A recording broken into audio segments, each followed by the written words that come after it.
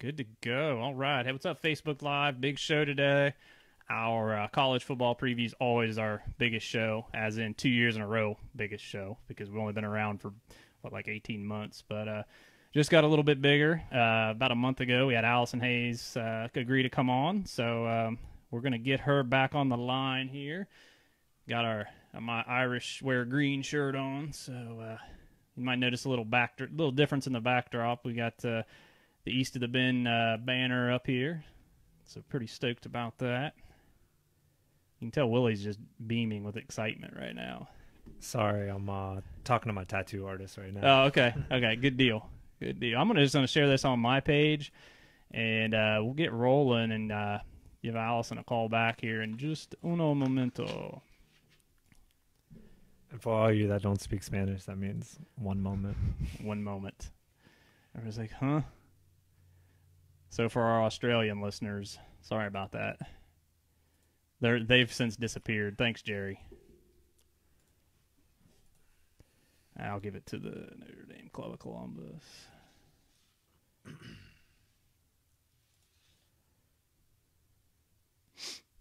You guys see we got Coach Aiello hooked us up with the North Catholic helmet on our set, so that's going to be up there for the remainder of the season. Very cool there. And we'll get the recording rocking in just a moment. Allison just tweeted out she's going to be talking Notre Dame football with the East of the Bend podcast. How about that? Ooh, that's a lot of pressure. That's a lot of pressure. Greg, I'm not feeling good. You're not feeling? I gotta go. Oh no! Wait, my mom just called. You and your mother, I'll tell you.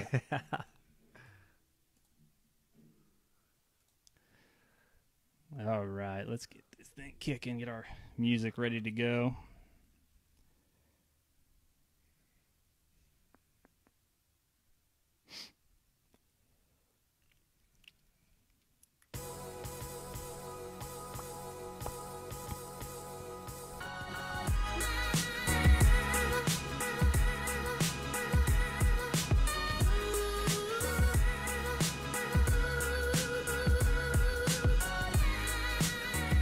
What is up, East of the Bend listeners? I am your host, Greg Schaefer. This is the East of the Bend podcast. This is our special 2018 college football season preview. We are the official podcast of the Notre Dame Fan Club of Columbus. Got my co-host in the house, Will Havanis. What's up? Oh, we botched that. Let's try. That's like Dumb and Dumber when they go for the high fives and they miss. No, that was pretty good. This is the best co-host that's free on the market. I've heard rumors that there's another podcast trying to steal them, so there's a high buyout rate, and we'll need a player to be named later. So as usual, we are brought to you by Dempsey's Food and Spirits, 346 South High Street in Columbus, Ohio.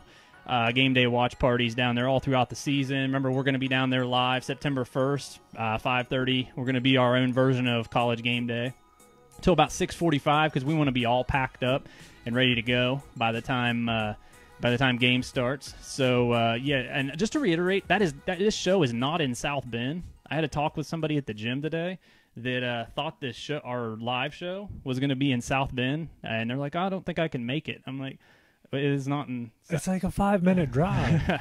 Is not in South Bend, so it is in Ohio. Parking is going to be free down there at the 34 East Fulton Street garage. Vouchers provided with your receipt at Dempsey's once you come hang out with us. And let's green the place out. Notre Dame Stadium. It's good enough to green out the stadium at Notre Dame. Let's green out the place. Let's green out Dempsey's. It should be a good time. There's plenty of green crap you can buy. Trust me. They're taking full advantage of this. Can I wear pinstripes? As long as it's green. I don't care what I you mean, do. like, I'm gonna wear like a dark top. And then like my orange white, and black. No, like my white pinstripe pants. I don't care what you do. If that keeps you on the show, yeah, so you don't get picked by the Alabama podcast you were talking about earlier.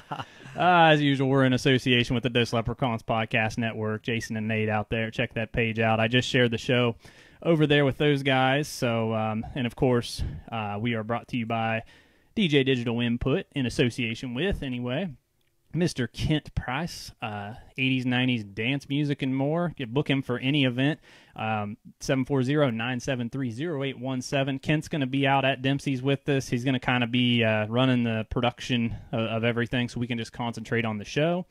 And if you want to book him while we're all out there, please do. Get Kent some work, and he does a great job. So it should be a lot of fun hanging out there at Dempsey's, and Ken will get things rolling. As usual, catch all of our previous episodes, iTunes, SoundCloud. You know the drill. At East of the Bend on Facebook, on the Twitter, and again on YouTube. We got a YouTube channel. Hooray, YouTube! So it's got like 3 likes so far. Yes. So hit us up. Yeah. So check us out. It's doing about as well as the Twitter page. I'd like to know like what the worst ratio of tweets to followers are. I think it's just an Ohio thing though, because usually in Ohio people don't use it all that much. I don't know of them. Yeah, I don't know. Unless you're somebody like our guest coming up here. I think I'm too old for the Twitter, because I was watching a video of Tim Waith, who's a soccer player who's 18. Yeah. U.S. men's soccer player. He's phenomenal. Check him out. But he hit this goal, and he was like, his thought was, that's gonna blow up on Twitter. Yeah, we're getting too old. Yeah.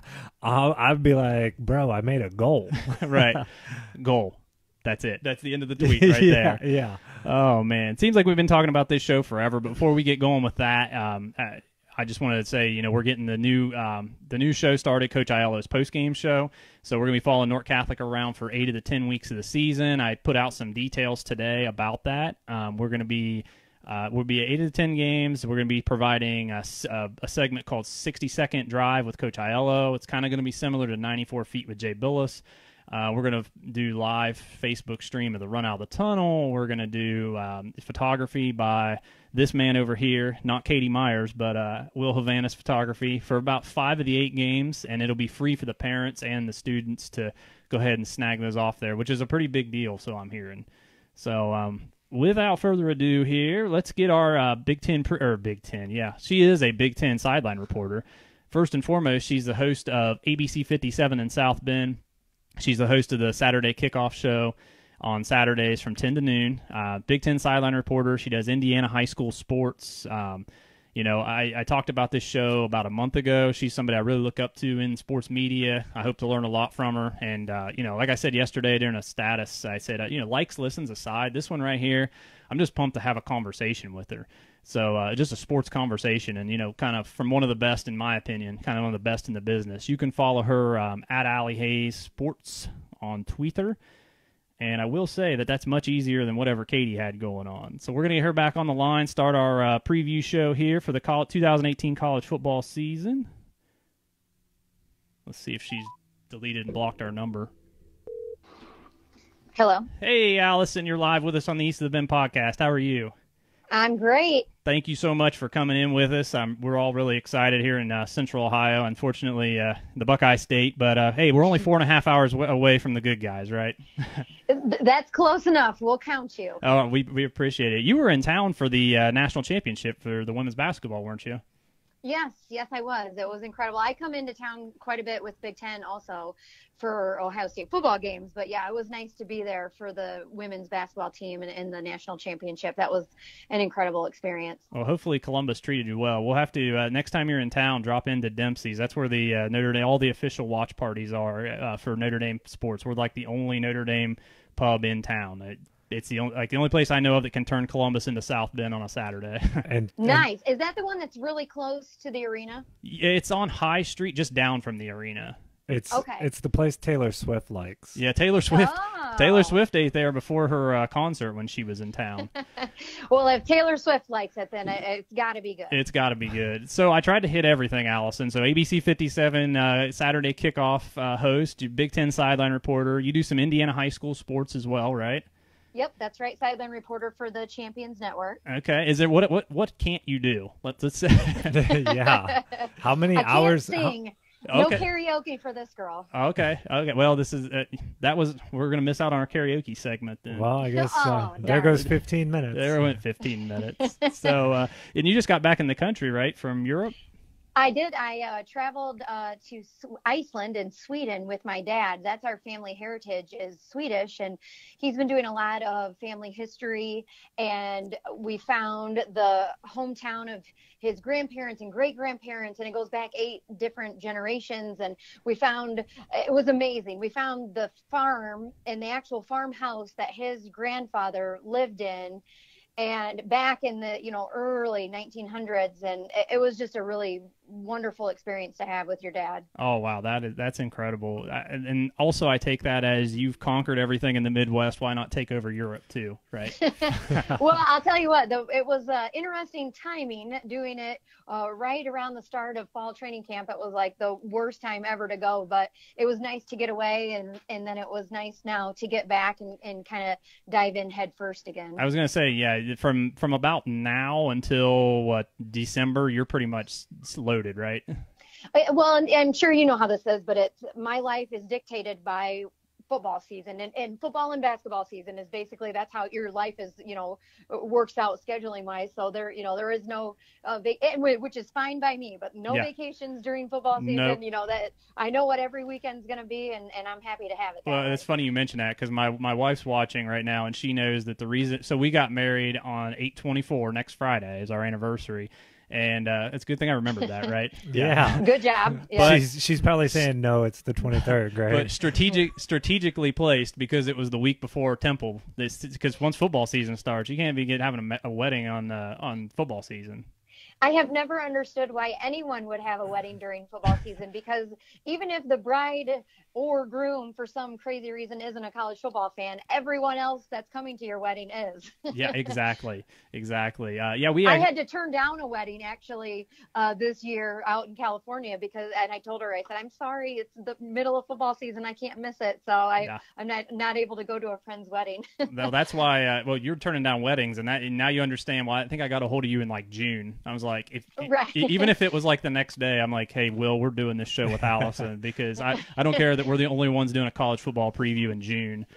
So yeah, our fall's stacked out too. We just actually signed on with a high school locally. We're going to be doing a second podcast and being their official post-game show for their coach. So that's awesome. Yeah. So I love high school football. I love it. And the Friday Night Lights, it's great. And it's the first game of the season here in our area, so it's a big Friday night. Yeah, they start. It's actually North Catholic. They're one of our powerhouses in Ohio, and we're very fortunate. And actually, Coach Aiello is the head coach. He went to Penn High School up there. Oh, okay. Yeah. Well, yeah, that's a big one here. Yeah, definitely. So we'll get things rolling here, Allison. I know your time's extremely valuable, but I do have to. I didn't put this on your show flow there, so don't be alarmed. But I had to ask, what do you think of these Shamrock Series uniforms? Okay, my initial reaction to those was ew.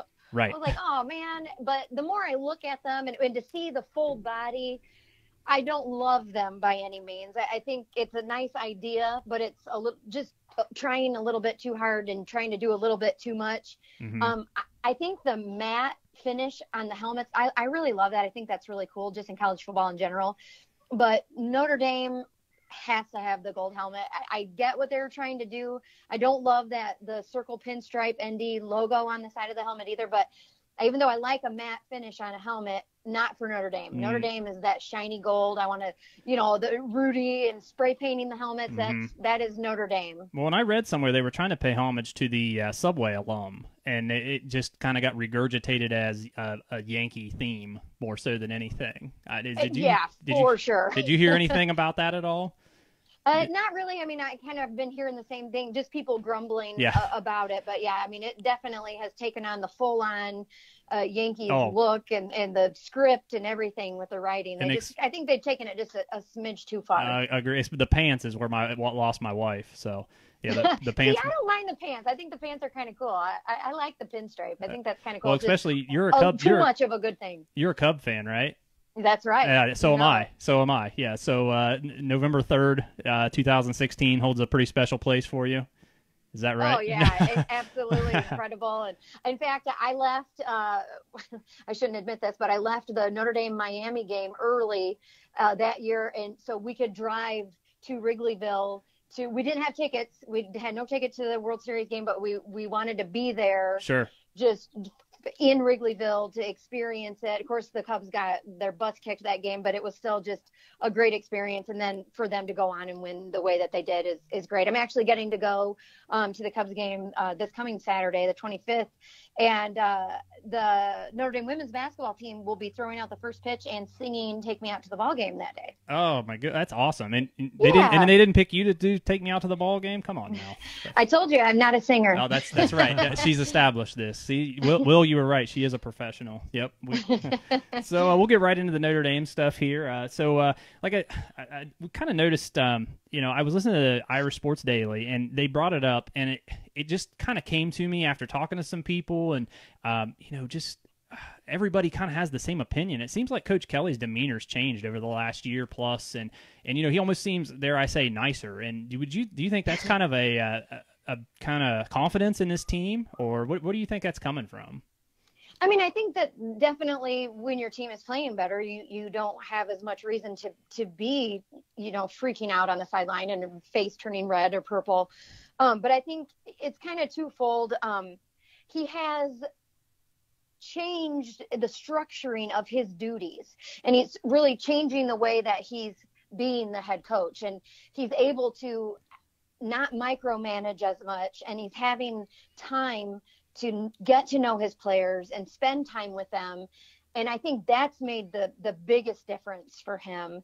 And then let's be honest. I mean, he is under a microscope, and he is very aware of how much attention has been on him for his demeanor. And he's a smart guy. He is very media savvy, and he gets it. And so I think it's a kind of a combination of both, of having more confidence in your team, but really taking advantage of the way he's restructured the way he coaches and the way he's given his assistants, more responsibility in a sense.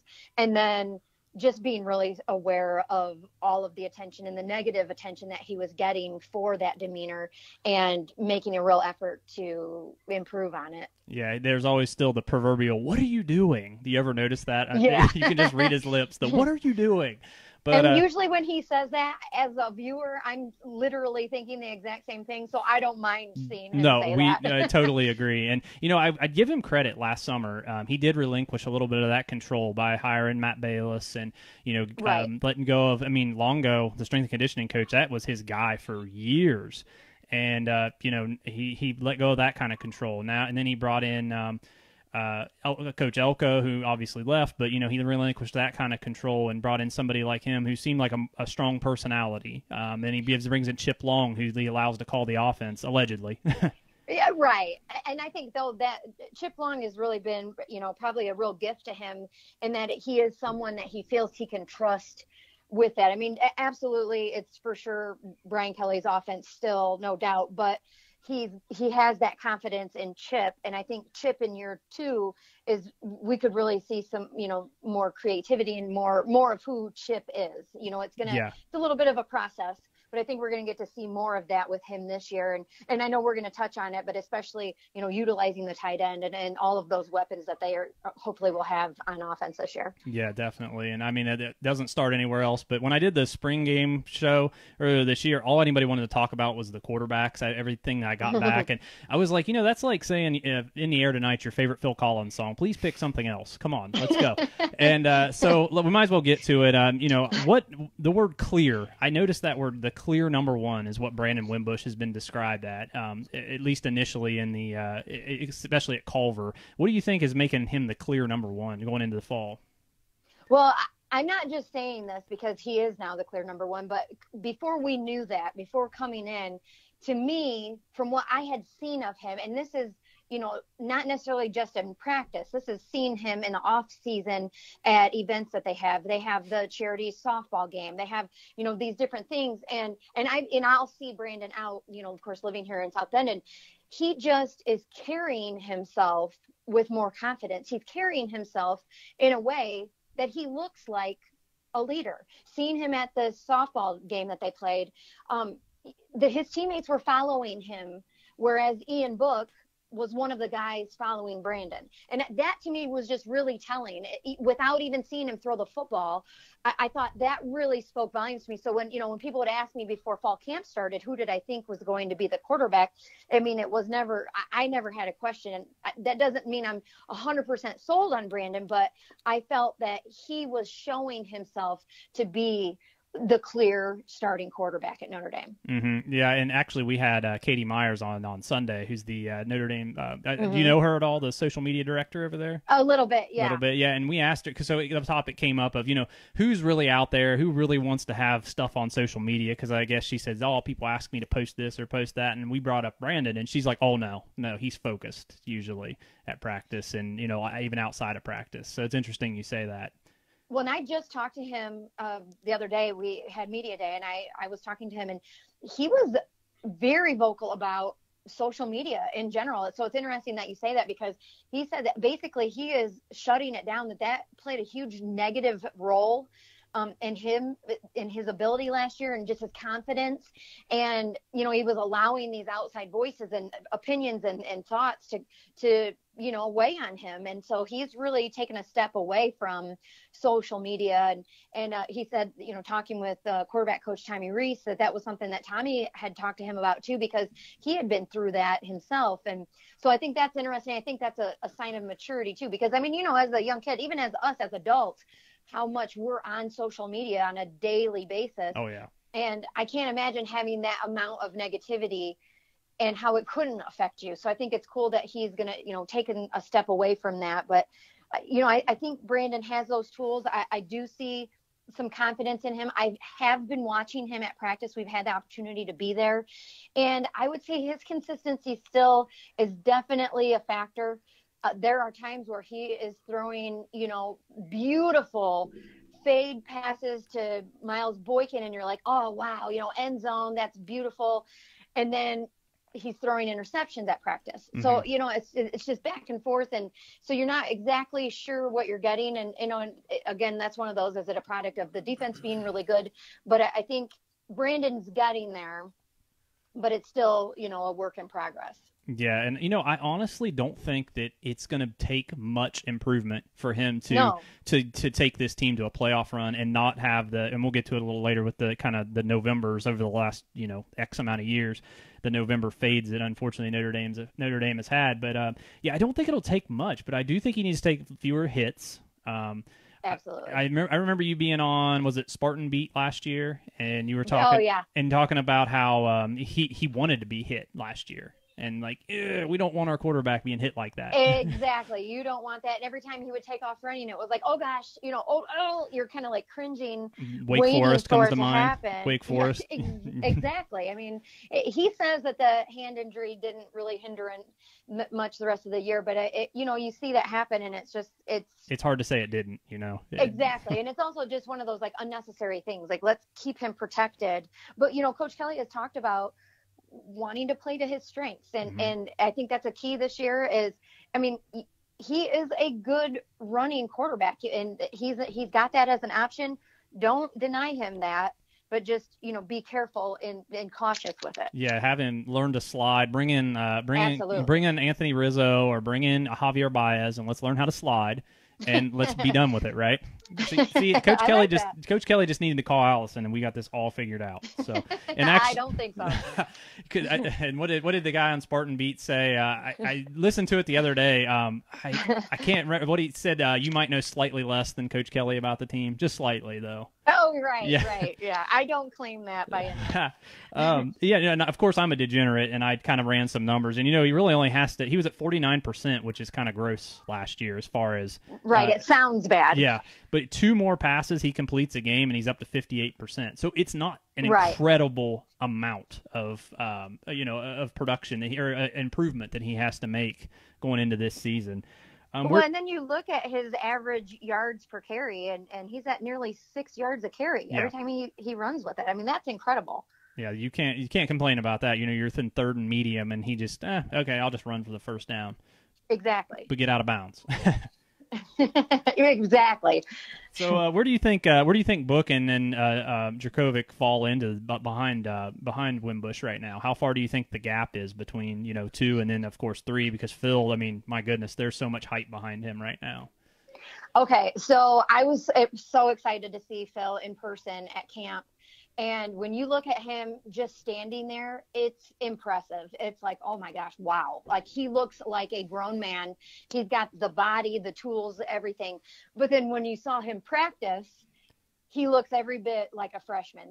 And so I think there's a huge gap right now between Phil and Brandon. I don't even see Phil getting on the field this year right now as is, because he looks like a freshman. He looks like he's not confident yet. He's, even just overthrowing passes and missing his guys during practice. And that's what practice is for. But he's got a lot of work to come. But what's the promising aspect of it is you can't create a body like that. You know what I mean? When you look and have that body type, I mean, he's everything you would want physically in a quarterback. So the sky's the limit on his potential. I just don't see him being a contender this year. Yeah. There's not really any reason to. And of course, yeah, I try to, and since I started doing the podcast, I've actually reduced my message board times on all the message boards because it'll drive you crazy. And people are like, oh, Phil should be, get a chance right away. Well, one, he didn't come in spring ball, so he's not an early enrollee. Right.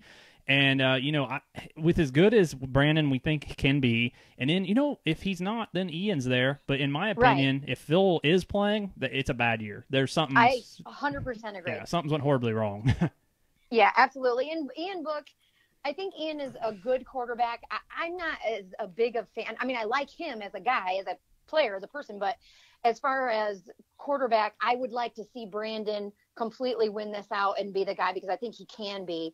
Ian is a good backup quarterback. He would probably be a great starting quarterback at another program.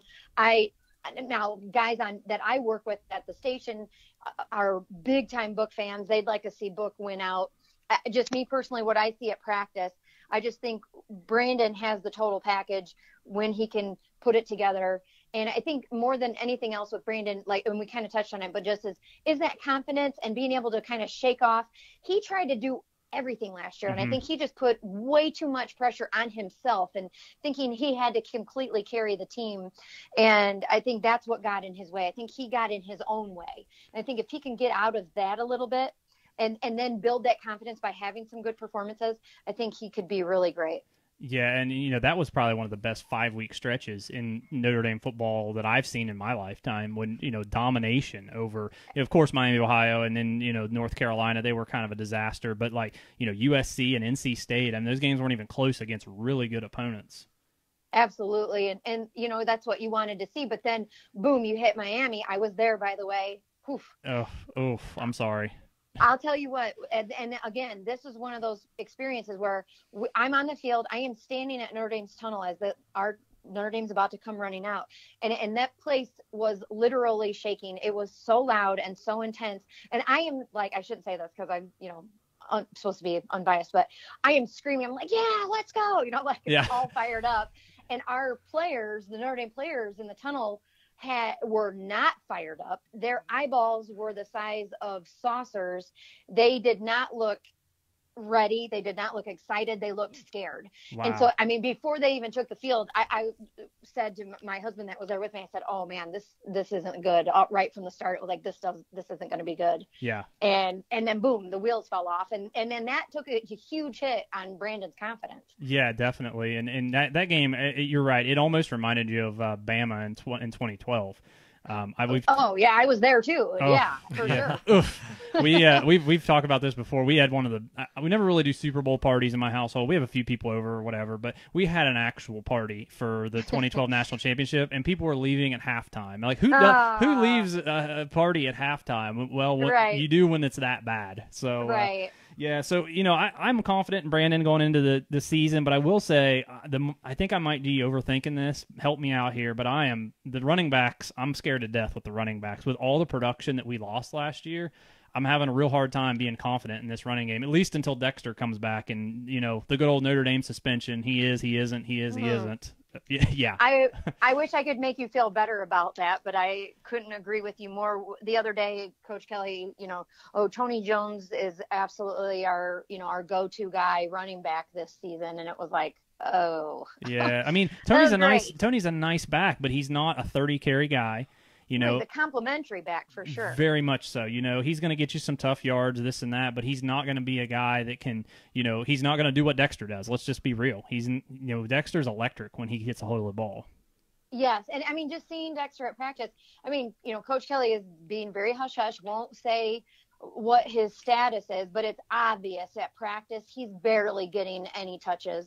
So it's very telling. Yeah. And then, but when you do see him, I mean, even at practice and those few catches or touches that he gets, he looks great. He's explosive and he looks hungry. He looks like he's trying to prove himself right now, and he probably needs to do that because he needs to kind of earn back their trust. Yeah, definitely. And I, we love Notre Dame, but it's like the way they do these things is just.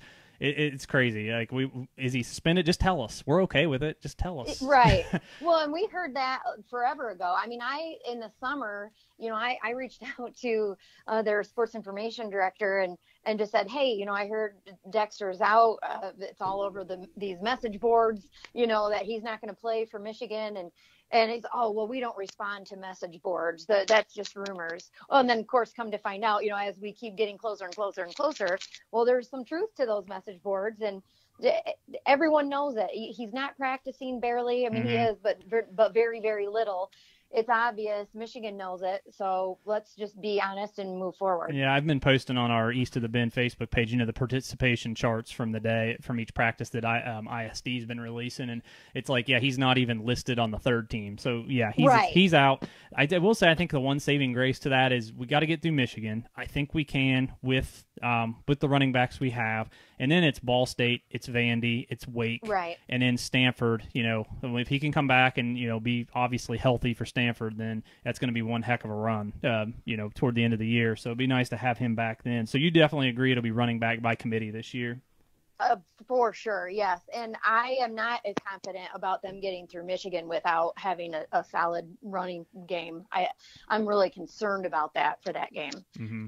So do you think Jafar Armstrong, I mean, I like what I'm hearing about him, though. I mean we're hearing, comparisons to C.J. Procise, and, he played nice in the spring game. What are your thoughts on him? Yeah, for sure. That's someone that the coaches are really excited about. They've been really talking him up. I talked to Autry Denson, the running backs coach, about him the other day. And, I mean, they can't say enough great things about Jafar, and they're just excited about what they think that he can do for them this year. He's getting a ton of action in practice, and they're going to try to get him out there and get him as active as they can, I think, in the game. And they talked a lot about Avery Davis too, but something I thought was interesting that he said about Avery was because, we up until this point, I've been excited thinking, Avery Davis is going to come in. Maybe they're going to play him almost like in a wildcat kind of position. And then Coach Kelly said, well, Avery's, his transition to running back has been challenging. It's been, difficult for him. I don't remember his exact words, but I was like, I'm sure it was maybe we're not going to see as much from Avery as I was kind of thinking we might. Well, I don't know if you agree with this, but I think if Avery's going to play the running back position, he needs to almost be like Theo Riddick type. He needs to get the ball in space. Yeah. He has to be in space to make it work. Absolutely. Yeah. Size-wise alone. Yeah, definitely. So do you think, with all the questions on the running back, the biggest question is the offensive line at this point. When you have Nelson and McGlinchey go in the first round, what are your thoughts on replacing that? How's that going to affect the running backs? Well, first of all, I mean, you can't really replace Nelson and McGlinchey. That's asking too much of anyone. But I don't think there's going to be a problem or much drop-off at offensive line this year. I think they've got a lot of talent coming back. I think that Alex Bars he's moving over to left guard to replace Nelson. He's huge. He's like 6'6", 300-something, and was really good friends with Nelson. He competed against him and narrowly got beaten out by Nelson, who, of course, obviously turned out to be, one of the best players ever at Notre Dame in that position. But then, he just has I think there's a lot of potential there for Alex. I think, he's got a ton of experience. So I think that the offensive line is not a real question mark. I think that's going to be not as scary as people are thinking because, again, you don't put so much emphasis on, we're replacing McGlinchey, we're replacing Nelson. It's just another really good offensive line that's coming in. And if you didn't have them to compare, you wouldn't even think that there was something missing there. Of course, the person who I think has the most pressure on him is the kid, Liam, that is replacing McGlinchey there, Eichenberg. Mm-hmm. He doesn't have a ton of experience, but I guess he's been, impressive in what he's done. I talked to Jeff Quinn, the offensive line coach, about that specifically. And just, what do you say to this kid who's got to come in and fill Michael Vinci's shoes, which are huge, by the way. I think it wears like a size 20 shoe or something. Like it's ridiculous. But he said that he was really big. I love Jeff Quinn, by the way. If you ever get a chance to talk to him, he's hilarious. We're doing we call them Red Zone remixes, and so I have to share it with you when we do it this year because he is a trip. He's hilarious. Well, it sounds like we sound like we know somebody that's talked to him, so we might have to work that angle a little bit. Yeah. Yeah, for sure. But he was saying, with Liam he's like, Liam really has all those physical tools. He's mentally there, he's physically there. He said it's just, if he can handle the emotion of it, which kind of is the crossover. I thought that was interesting because he called it the emotion as opposed to the mental aspect of it. But it's just they are building up his confidence that they have in him. And so he's just got to go out there and do what he can and not worry about what Mike McGlinchey did. So it sounds like you're good with the offensive line. Yes. Okay. So I feel really good about the offensive line. Okay. And it sounds like from what I'm hearing, she's good with Wimbush also. Yeah. Okay, so I'm not like, I don't know that Wimbush is winning the Heisman Trophy this year. Yeah. But I think he can be a really good quarterback, and I think if he gets his mind right, I think he could be really good for them. I think that he should be the starter. So do you think then with the wide receiver group that's coming that is going to be playing this year, he lost 4 of his top 6 reception guys last year. How do you think that depth at wide receiver is gonna play out for him? And who do you think is going to be the main guy to step up? Well, I think that's sort of going to be by committee too. I think it's not going to be just wide receiver. I think they're really going to try to incorporate the tight end more this year. And they've got huge size. In the two main running back or main wide receivers are Chase Claypool and Miles Boykin. Those guys are 6'4" and 6'5" respectively. Then we've got on tight ends, we've got Cole Kmet. That I am so excited about him. He's 6'5" and a half, 255. He's like Gronk out there. When you see him on the field, it's like, whoa. And he's an athlete too. I mean, he playing baseball as the reliever, and he's definitely an athlete. That's for sure. That is for sure. Yeah. So I think that's exciting, and I think there's a lot of depth at tight end. They've not kind of lived up to what they've had at tight end in the past, but not to bridge these two topics, but I think they very much are going to be playing and relying on tight ends and wide receivers this year as he kind of develops that chemistry and develops Chip Long develops his offense and even Del Alexander, the wide receivers coach. I mean, he's known for incorporating the tight end as well. And so, I talked to him and, he said that was something that they really felt like they had the opportunity to do this year with the players and size and what they have coming in. Well, that begs the question then, is this is do or die for Alize Mack? I mean, he has this Jimmy Graham type body. And it's like he drops the easy balls. He can't create separation. It's just like, is this the year? Because I know he's still listed at number 1. I mean, what are you thinking with who emerges, I guess, at tight end, do you think, as the number 1 guy there?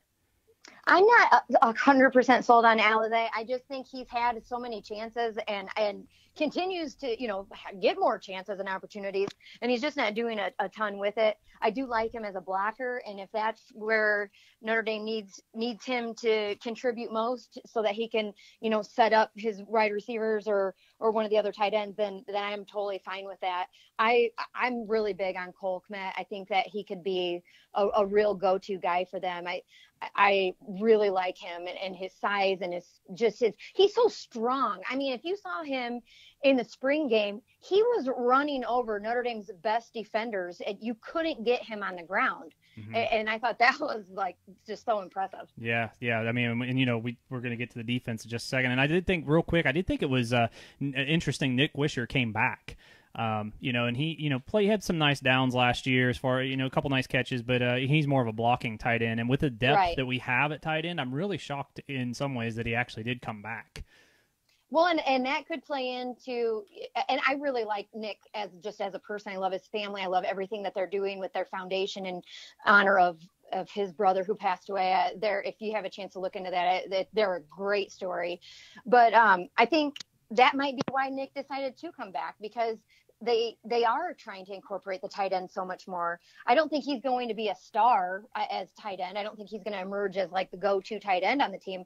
But do I think he's going to contribute? Do I think he's going to have 2-3 touchdowns this season? Sure, absolutely. He'll be the John Goodman in 2012, where he has John had 5 or 6 catches, but 3 or 4 of them are touchdowns or something like that. Right, yeah. Exactly, and that's cool. Yeah. So flip to the defensive side of the ball here, and talk about Cole Kmet running over guys.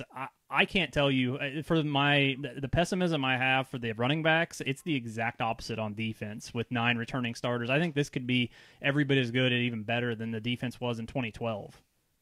I couldn't agree with you more. I'm really excited about the defense this year too. I really love Tavon Coney. I love Jerry Tillery. He's really intriguing to me. I think it's interesting though that a guy with that much talent, has to be sort of convinced into being focused. Yeah. And he's such an interesting guy. I'm actually doing a feature on him for the first game for Michigan. On just, he's a world traveler. He's into politics. He plays saxophone. I mean, he speaks Japanese. I mean, he's just a guy who can do literally everything. And he's 6'6", 3 bills on top of it. So right. And his coach is like, okay, it's great that you can do all of these other things, but right now let's focus on being a great football player. And I think he's finally there. He's maturing. If you sit down and talk to him, I mean, he is so mature and just an interesting person to talk with, but he's so kind of reserved and he's thoughtful and well-spoken, and he takes his time on his responses, and he's just an interesting guy to me. But I think sky's the limit with him. I mean, he's transitioned over from nose to tackle, and from what he's telling me, from what Elston's telling me, he's there. It's a smooth, seamless transition. They think it's really going to showcase his ability and his talent. It's going to help him for the NFL as well. And of course, that's his number one goal is to, be a high draft pick in the NFL this year. But, I think he really has a lot of ability there. He led the team in sacks. He had a bunch of quarterback hurries. So he's a guy I'd really like to see some big things out of. And I think he's just going to be a natural fit there. You know what I mean? He's it's not going to be effort. It's going to be, that's just naturally he's going to go out and he's going to make big plays. Mm-hmm. It's funny you mentioned all the things that Jerry had going on, because it's I remember watching the HBO special when he was a freshman, and it's he had all these other things that were going on, going to class and having these projects and all these various things. And it was how in the world do you have time? And also be a really good football player. Yeah, Terry Gillery. Yeah, it's funny you say that, because Katie Meyer said the same thing last Sunday. She said that he's big into his social media. She said he likes to kind of create his own brand, and she's really been helping him out with some things like that. So one of the Ohio guys, I've been hearing his name quite a bit, is Nick Coleman, having a nice fall camp. Can you elaborate on that a little bit? Yeah. Now, I don't know a ton about Nick, but I like him a lot. I seen what he's able to do, and he's just one of those guys that's been around. He's got the experience. We've got a strong secondary this year, and I think that he really has a chance this year where, he could have a breakout season. Mm-hmm. Yeah, I mean, I've heard he's emerged big time amongst the safeties, and I mean, I hate to say it, but when against Duke in 2016, when he was at corner, he didn't even look like he should be on a Division 1A field, honestly. Like, it looked rough. And, I mean, we're talking against Duke. But I think that's a credit to the staff to identify a guy that's, got a weakness, and they move him into a position, and now he's a strength at that position. Right. He's making that transition, and that looks like the right fit for him. Now, I will. I would definitely regret not asking you about Alohi Gilman. How's he doing out there? It's been fun to watch him, and obviously a lot of people are talking about him and seeing what he could be doing or whatever. I mean, it's like it was exciting to see him finally get out on the field and to see him running around. He looks great. I mean, he looks like exactly what you want. He's going to be another real threat there at safety, and I think it's going to be really cool to see what he's able to do. Yeah, definitely. I mean, that defense is loaded, like we said, and we didn't even get to some of the guys. I mean, we literally have a national award nominee at every level of the defense, and that's something special that we, with Tranquil, with Tillery, with Coney, that's some good stuff we got going this year for sure. And seeing Tranquil on the field, I mean, he's everything that you expect. He's everything that you're hoping for. Just what he looks like at practice. You talk about that confidence, and I mean, he owns the field when he's out there. He's had, at least I saw with my own eyes, he's had at least one interception of Brandon Wimbush this fall camp, and I mean, I think he's going to really wreak some havoc out there. Yeah, when we were talking to Katie about the who's like really into their social media and stuff, and I said, you know who's the opposite of that? And I can guess it. I said Drew Tranquil, and she's like, oh yeah. I was like, I thought that's probably like getting a picture or something social media of like a white buffalo for getting Drew. Yeah, although I did see recently that it was just his birthday, and he's doing a campaign instead of birthday presents. He wants to raise money for like tech education in the Dominican Republic, and I thought that was a really cool use of his celebrity to he doesn't do a lot of social media. He's now a married man, but when he does do it or use it, he's using it for positive. So are there any freshmen that you've got your eye on that you want all the other Notre Dame fans to take a look at and be excited for? Oh, yeah. And I'm sure everyone has probably got their eyes on the same couple guys that I'm thinking. But the first one I'm most excited about is Houston Griffith. He's got a big body. He has a real presence on the field. Seeing him running with like the twos in the fall, early part of fall camp, and just seeing him hold his own and being disruptive out there. I mean, he really stood out. It was like, ooh, who's that? Who's that? And you're watching him. Of course, he's got the tutelage and just the natural upbringing of his dad, who is a two-time Super Bowl champ, and so I'm excited to see what he can do. I mean, I was texting Jerry DiNardo from Big Ten Network from practice, like, hey, I'm watching Houston right now. Tell Howard how good he looks. He looks amazing out there today. Yeah, I mean, and they're stacked on the defensive guys for the freshmen are who comes to mind most. I think Bo Bowers having a nice fall camp. Houston Griffith, you already mentioned, and then Shane Simon definitely comes to mind. Derek Allen, as far as these bodies that we've recruited to get in the door, it's pretty incredible. And I think they can all at least contribute this year. Yeah, I think so too. I think for sure, especially Houston and Bo, I think they both have real opportunities to get playing time. Also on offense, talking about wide receivers, Kevin Austin, he has been getting a lot of action and practice and really been making the most of those opportunities and has looked really good. Nice catches and being pretty consistent for being a freshman. And I think that says a lot. If you're being consistent as a freshman, give this kid more reps, give him more chances. For sure. And I know another name that's come up real quick on the offensive side of the ball is Lawrence Keys. I've seen come up a couple times. Have you noticed him making some plays out there? I've just noticed his name pop up. I'm like, oh, Lawrence Keys, that's a freshman. Okay, interesting.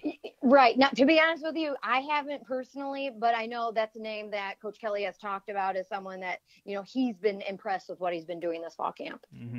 So another difficult schedule this year. I mean, we're Notre Dame.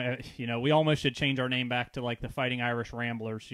So just be the Ramblers again, because we're essentially. I mean, and we've done it to ourselves this year with not only a hard schedule, but we are in 6 different cities, counting South Bend, in 6 weeks to wrap up the season, which doesn't help these November fades. What do you think is going to be key to changing our luck in November?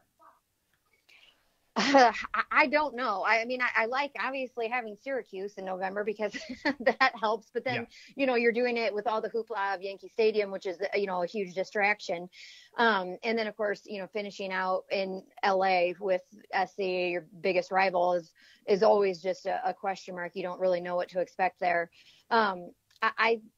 They have an incredible schedule, and you have to give Notre Dame credit for that. I mean, they have to have this kind of schedule because they are not a part of a conference. But I mean, you look at their schedule and put that up to anyone else's in the country, and who would want to play Notre Dame's schedule? I can't imagine anybody volunteering to play the kind of caliber of talent that Notre Dame is playing every week. I mean, thank goodness there's a Ball State sprinkled in there because they need some of that. Mm-hmm. I guarantee you nobody in the SEC wants to play nobody in the schedule SEC like that. That's for sure. No way. And I'll tell you, the game that scares me the most, honestly, is Northwestern after Navy. It scares me to death. And then Virginia Tech in Blacksburg after Stanford. Those 2 games, like, I actually think we can beat Stanford, and I'm pretty sure we can beat Navy. But then those 2, because college football, right. I throw that term around sometimes during the show, is when a team loses, kind of like when Ohio State lost to Iowa last year and they got blown out. And my answer to that was because college football. No other reason. Right. Just because college football. So what kind of pressure do you think is on Coach Kelly and Coach Harbaugh going into this Michigan? I mean, we're both schools. We're really starting out with a pivotal game to start the season, September 1. I mean, Sunday morning, the loser. What kind of pressure do you think they're going to be feeling? I think they both are under a tremendous amount of pressure, but I think Coach Kelly would have the more so, just in the sense that if Michigan were to lose to Notre Dame, their season's not over. If they can beat Michigan State and Ohio State, all is saved. All is right in the world. They still have the chance to win a Big Ten championship. They would still have the chance to then, go to the big bowl games and everything. And so and for whatever reason, Harbaugh seems to have a lot of leeway with his fans. I don't know if it's just his personality or whatever it is, but I think it's not going to kill them if they were to lose to Notre Dame off the top. But I think for Notre Dame, that completely changes everything about that schedule. Mm-hmm. All of a sudden, every game on there is a must win, and there's no real room for error, no margin for error if they lose to Michigan. And I'm really most concerned with Michigan on our schedule right now. That is my number one concern. Northwestern is always, one of those kind of weird, tough teams. That doesn't concern me as much. Virginia Tech, the environment is going to be insane. Yep. But I don't think they've got the talent. And I know I've read that they've got a ton of guys that have had discipline problems in the off season. So, I don't know how that's all going to play out for them maturity wise and everything else. So I'm not as concerned with Virginia Tech either, but Michigan to me is just Michigan's defense. And now the possibility of Shea Patterson and them having an actual passing game to go along with Karan Higdon. I think they're legit contender, not only against Notre Dame, but within the Big Ten and within college football. Mm-hmm. Yeah, I mean, the more I think about this matchup and I look at this matchup, it scares me even more because before the summer started, I kind of looked at it like I think we're going to about a 10, 11-point victory there. I just didn't see it. And then the more I read about this defense, it's even drawing comparisons to Georgia last year is the type of defense that they were playing. As far as their strength goes. Now, I will say one thing that I think that does raise the pressure for Kelly, and I'll see if you agree with this is year 9. And, Harbaugh, in a sense, is against the ropes right now. He hasn't beaten Ohio State. He only has 1 win against Michigan State. I really feel like, by year 9, Kelly should have this team together and be able to knock out something like Michigan in the state that they're in right now. I agree with that statement 100%. I think that for Notre Dame to be at the level that Notre Dame fans believe Notre Dame is, 10 wins a season should be a given. their 8 wins shouldn't even be in the conversation, and they should be competing for a national championship every year, or at least getting pretty darn close. And we just aren't seeing that, I mean, and so, yeah, I 100% agree with you. I think year 9, he for sure has all of his own players in. He's recruiting. He's showing what he's able to recruit. He's showing what he's able to develop. My big concern is that year after year, the quarterback seems to be falling short of what the guy's potential could be. When the guy comes in as the backup mid-season, he's amazing. He's great. I mean, even going back to like Everett Golson. Yeah. And then the year that he comes in as the clear-cut starter, they aren't living up to that. And that's even Deshaun Kaiser. And, I mean, and you got a guy, I mean, look at Deshaun. I mean, he had everything you could want in a quarterback. And then he had the season that he had his last year in South Bend, and it was so disappointing. So that would be my biggest concern, is just, are we not developing that talent? Or we're bringing it in, but is it something's getting lost in the shuffle, and then, the big game coaching. So that's I think where the biggest amount of pressure falls on him, is just, he's got to win. I mean, he's got to start winning these games and start being a continual contender every year. Yeah, definitely. And I've made excuses for him, and up until about this year, because let's be real. I mean, Dane Christ was coming off patellar tendon injury, which is brutal. Then Tommy wasn't supposed to start. He got thrown in. Then Everett Golson, he plays. He's a freshman, redshirt freshman. He plays nice, and then he gets suspended for a year. And I always wonder what would have happened had Malik not got mono that year, and if he could have played as a true freshman in 2013. I've always wondered that. So you have all these caveats. I mean, even Montgomery Van Gorder outplayed Deshaun Kaiser in a spring game. And then Malik gets hurt, and then Deshaun's the man. So it's like, now, though, Brandon has been consistently the starter for 2 years. Now, I'm on the fence now. I'm ready to be pulled over to, you can't develop a quarterback if it doesn't work out with Brandon this year. Absolutely. I completely agree with you. So, okay. So let's get back to this Michigan-Notre Dame game. All right. Okay. You guys are sounding like you're not excited. Well, I shouldn't say not excited. You sound like you're concerned. I'm an Ohio State fan. There's nothing about Michigan that scares me, especially considering the fact that they can't develop quarterbacks. Is there anything about this Michigan game that worries you? Well, I like to hear you say that, because it makes me feel like, okay, I can calm down a little bit. Maybe you're right, but I think Shea Patterson is sort of that. He's the big it factor for them. He's that question mark, but he has those tools. So they don't, whether or not they're going to develop him or not, he's coming in with all of that. He's shown what he can do at Ole Miss, and now it's, a matter of if he can do that at Michigan.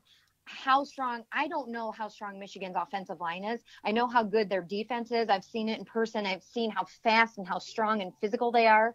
And I think they're going to manhandle some offenses. Their secondary is a concern to me. A guy like Hudson, they call him the Viper. I mean, he's insane. He's got 83 tackles, 8 sacks, 2 interceptions. I mean, he's a guy that you've got to, be aware of where he is on the field. So they have all these preseason All-Americans. All of them are defensive players. So it's whether or not, this offense now can kind of finally get going. And, as seeing Shea Patterson, I think is why I'm so concerned, because I don't know what he's going to do for them, but I know what he has the ability to do. So if he can do if he could reach his potential and do that at Michigan, I think they are then a real threat. Do you think that Shea Patterson might become his second Andrew Luck? Jim Harbaugh's. That's maybe not that great, but I mean, if you really look at Jim Harbaugh, that's really been the only quarterback that he's ever really truly had that's been great. Yeah, that's an excellent point. I don't know that he's got Andrew Luck capability, but maybe he does, and it's just a matter of who he's got around him too. They've got a lot of wide receivers that are coming back that can be real threats. Yeah. And then again, when you have a solid running back in Karan Higdon, that frees him up a little bit too, so he can get a little more loose. Well, if it makes you feel any better, Jim Harbaugh is 4-12 in big games against major schools. So There's always that. So we'll take it. We'll take it. So yeah. Well, and let me say this: I grew up in Niles, Michigan, which is literally on the state line from South Bend. So it's South Bend, and then you go north. Will actually asked where you were from, and I said, well, if you take a wrong turn in South Bend, you're in Niles. It's like Michigan. It's Michigan by default. Yeah. Exactly. And I grew up, my dad was a Michigan fan, hardcore growing up. He hates Notre Dame.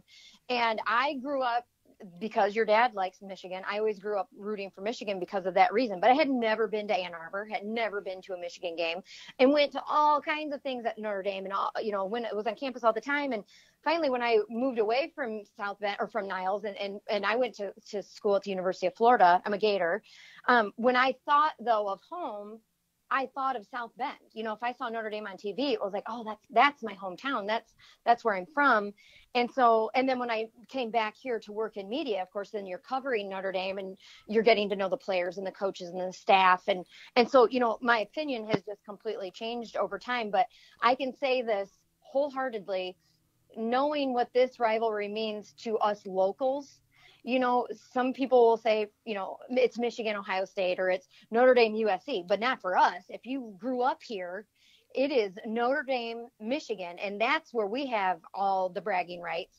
And I know people right now personally who would give up their entire season if Notre Dame could just beat Michigan. They don't care what happens the rest of the year, because then they can have the bragging rights for the whole season, because it's brutal if you are on the other end of that and you've got those Michigan fans in your face and talking trash to you on social media and in your ear all year long. Yo. So you work for Notre Dame in essence, and your dad is a huge Michigan fan. Has he ever just been like, honey, I love you, but can you just find another job?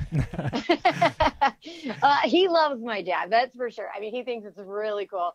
And he's gone to Notre Dame games because, I get tickets and things. And so he's gone, but he's for sure, I mean, he will never root for Notre Dame, except for he does root for the Notre Dame women's basketball team. He said okay. He's converted for the Irish there. He really loves what Muffet's doing, and he can appreciate that. But yeah, he is a Michigan fan, true and true. Oh, that's my mother's favorite Notre Dame individual is Muffet McGraw. That's for sure. She loves Muffet.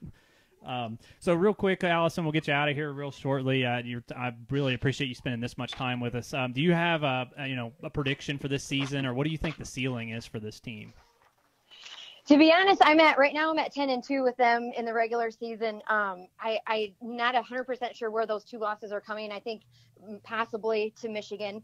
And then I think that there would be for sure another loss that would come after that to either Florida State or to Stanford. I know you aren't as concerned with Stanford. I am. I'm actually absolutely. I think they can win the game.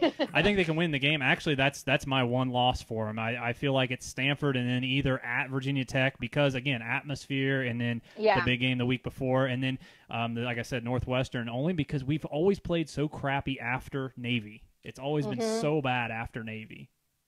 Well, that makes sense for sure. But yeah, I've got them at 10-2, and I hope I'm wrong, and they're 11-1, or I don't think they're going to run the table, but I think 11-1 is possible. I think the Michigan game will set the tone for that. But I think 10-2 is more realistic. Mm-hmm. Yeah, and that's kind of where I don't disagree with you. Yeah, I do think the ceiling for this team, though, honestly, I think they could go undefeated. I really do. Just because of the defense. The defense, this is the most excited, like I said, I've ever been about a Notre Dame defense, because not only are we returning 9 starters, but the depth that's there on defense. Yeah, I agree. And I think defense is it's so important. You can have, a great offense, but if you can't stop the other team, it doesn't matter. And they have the depth, they have the experience, they have the star potential, and they're solid both on the line and in the secondary. I mean, that's everything that you can ask for. So I think that's definitely a real positive. I just think it's hard for me to say I think they can go undefeated until I see how they play against Michigan. I know that's a cop-out, No. but that's a legit cop-out, but I have to see what they do there, and then that will really set the tone for the rest of the year. Allison Hayes, ABC 57, you heard it here first. She thinks they're going to go 4-8. That's all I heard right there. Yep. I heard that she's going to tell us after the season's over what she thinks they'll be. Yeah, I'm good at that. So real quick here, just kind of outside of the world of Notre Dame, who do you got winning the Big Ten? I know we all know you're a Big Ten sideline reporter, do a lot of good work for the Big Ten. Who you got at your lean there for winning the Big Ten this year? I think your partner is going to like my answer, and probably a lot of your viewers in that or listeners in that area. How do you not pick Ohio State? I mean, they're just so good year after year. They're so talented. They're just loaded. I'm interested to see Dwayne Haskins in action. He's big, and he doesn't have a ton of experience, but he has all those tools. I mean, he's already being talked about as a possible Heisman contender. I love J.K. Dobbins. I love his personality. I love what he does on the field. I think he is, one of those wow factors. And then defensively, I mean, year in and year out, they are just, so solid on defense. And Nick Bosa is, he's such a leader, just like his brother. And so I think that, again, even with all the other outside stuff that's going on, I don't think that's going to matter too much. And I really think that Urban will be back, and I think that they're going to once again most likely win the Big Ten. So yeah, just so you know, Columbus isn't on fire. We're okay. So right, exactly. we're actually we're in Newark, so we're 25-ish miles from Columbus. So even if it was, we're good. Just to let you know. Okay. Yeah, I gotta say, Allison is the greatest person ever. I tried to tell you. I tried to tell you. Everything she says is gold. So know, right? So, I'm just catering to my crowd. There you go. So you pull double duties, right? For when Notre Dame plays a Big Ten school, don't you pull double duties on both sides? Kind of definitely increases your workload. Yeah, I do sometimes, and I love that. It's worked out in my favor quite a few times. I had the Northwestern Notre Dame game in South Bend. I've had Notre Dame Michigan in South Bend. I've Michigan State. I mean, usually, except for this year, we joke. I got Pizzo'd. That's kind of the term that we use because Rick Pizzo's our go-to number one reporter on staff, and he's just so great. And this is such a big game, so he'll be in covering this game for Big Ten Network this year. But I'm hoping to get to do the Notre Dame Northwestern game again this season too. And so yeah, I love that when I can kind of be on both sides, and it gives a good perspective because I am, when a Big Ten opponent is playing against Notre Dame, I live in South Bend. I am there every day. I'm at practice, so I can, kind of give them both perspectives. Oh, nice. Yeah, we have something interesting coming up. So in 3-ish weeks, less than a month, we have VandySports.com. We're doing a joint show with the Rivals website. We're doing a joint show with their podcast, and it's just kind of doing a joint Notre Dame Vandy preview. So we're pretty excited about that. Kind of a different perspective kind of thing. Yeah, that's cool. That's great. So, Allison, I really appreciate you coming on with us. It's been awesome. Like I said when we called you earlier, you're somebody I really look up to in sports media. You're absolutely one of my favorites. I've been involved. I put it on my Facebook page. I've been involved in sports in one way or another, competitor, doing the podcast, whatever, for 26 plus years. I'm 31, and I will definitely remember getting to have you on the show. So this is pretty. Cool. This is very, very cool experience for me. And like I said, we'll be up there for the Vandy game from Wednesday to Saturday. So we'll look you up if possible, and we'll hook you up with one of the Notre Dame Club of Columbus T-shirts. Yeah, that'd be great. Yeah, definitely. I mean, I told you that when you're in town, we do our show live on campus from FanFest, which is right there, within earshot of the stadium. We're right there. It's we do that live from 10 until noon every game day. And so come on out. We'll get you guys over there, meet your wife, and get you guys some T-shirts and some goodies. And we got the clear, they got the clear bag policy for Notre Dame Stadium this year. So we got some free, that was our big thing. We made some Saturday kickoff clear bags to to help fans out. Awesome. Yes. So we'll definitely check you out down there at 10 a.m. And for everybody else listening, 10 a.m. on Saturdays, all Notre Dame home games. Allison's down there doing her best Lee Corso impressions as she hosts Saturday kickoff. How are you going to compete with that on September 1st? You got your kickoff. Oh, yeah. Let's face it. I mean, we have to compete against College Game Day every week, but now they're on campus, so there's, it's like, oh, great.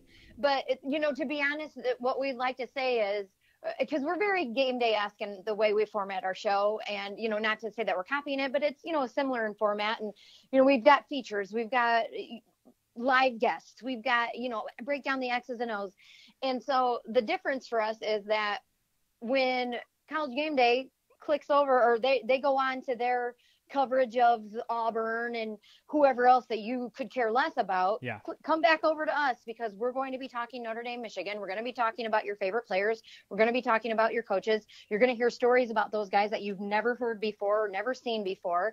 And we're going to give you all that stuff. So by all means, go back and forth. I want to see what's happening on game day too, but come back over to us, because every time they go away from Notre Dame, we'll still be talking about them. And you got a big mascot head ready to put on, right? Is that how we're going to outdo Lee this year? Maybe. We don't copy them that much. Well, Allison, we really appreciate your time. We'll be in touch, and like I said, we'll definitely see you when we get up there at some point there in September before the Vandy game, if not just there on Saturday at the Kickoff show. Yeah, awesome. That'd be great. I'll give you some pointers and tips on where we can go to eat. Oh, awesome. Yeah, we'll look forward to it. I'll get a hold of you in a week or so here, and we'll figure something out, okay? Sounds good. Thanks, Allison. You have a good one. Yep, thanks for having me on. Go Irish. Bye-bye. Bye. So that lasted a little longer than we expected, but I'll take it. That was pretty cool, getting some perspective from Allison. Big college football season coming up. We tried to keep the college football special. We do it a little longer, but hey, if Allison was going to stick with us, we'll keep it. Man, she was so passionate. She was. I feel like she would have just kept going. Yeah. And I'm here with you, you've been on for 45 minutes, almost an hour. Thank you so much. No, I can't thank her enough. This has been awesome. I know when she was on Spartan Beat, she was only on there for 20 minutes. So, but she answered all of our questions. And Allison, if you listen to the download later or something, I'll shoot it to you. Yeah, definitely. We truly appreciate it for sure. That was one of the coolest episodes I've been a part of. That's for sure. I mean, Will, you're okay, but I'm not gonna say I haven't tried to sell you before. Yeah, right. So we'll hop right into our stuff. We're gonna just jump in, hour plus here, but we're just gonna pick some winners of the Power 5 conferences real quick. I mean, how do you top what we just had there? Yeah, right. I feel like I don't know anything. I know. That's what I was like. Oh, when she said really good point, I was like, let's just drop the mic. I know. I'm like, man, I actually did something good. Yeah, all right. Well, because you read the article about in podcasts when you do interviews and this and that about how, if somebody says, oh, that's a really good question. And oh, yeah. We've come so far, Will. We've grown up. Do you remember Chad Riley's interview? Yeah. Yeah, I do too. But, man, yeah, we've come a long way. So, Power 5, we'll get into some Power 5 stuff. We won't keep everybody too long. We definitely don't want to lose listeners by being too long, but Pac-12, who do you got, Will, winning the Pac-12 this year? You know what? I'm going to say UCLA. Are you really? Wow, yeah, man. Yeah, I think Chip Kelly comes in. I think he's been away from the game long enough. He's probably got his passion back. He's got mud on his face because he went to the NFL and he didn't succeed. And look at all these guys when they come back from the NFL. They tend to just get right back in it and actually do better. Yeah, definitely. I got Washington winning it. I like Chris Peterson as a coach, and I like I love Jake Browning. I do too, but I can't get on that bandwagon anymore or that train because they always let me down. Mm-hmm. Anytime with a Pac-12 school. Or Pac-10 now. Yeah. Pac-8. Pac-2. There's 3 actual teams in that conference. Right. But it's anytime you start believing in them, they let you down. Mm-hmm. No, I don't disagree. But you know what? I'm picking this. I'm throwing it out there. I think Washington beats Auburn week 1. Oh, that would be great. I think they do. Even though Jared Stidham, we'll get to him here in just a little bit. They're talking about him for Heisman winner, definitely or a Heisman candidate. So. Yeah, we'll see. There aren't really any quarterbacks in the SEC where I'm just kind of like, oh man, this dude is legit because. And they lost Kerryon Johnson. Speaking of Auburn. And that was one of the concerns with even the SEC guys that just everything's just love and stuff with the 4-letter network. I can't wait till we get to the SEC because I mean it's the greatest conference ever. Top to bottom. Their worst team is better than the second best team in the NFL. Oh, easily. I mean, they're better than the Patriots. Easily, yeah. For sure. Probably better than the Eagles, but, I don't want to go out too far on a limb. Yeah. So, I actually think a dark horse contender, though, because the Pac-12 is so wide open this year. I think Utah, man. Kyle Whittingham, everybody, you listened to the show before. He's one of my favorites. I really love Kyle Whittingham. He has a system. He makes it work, and it's not flashy.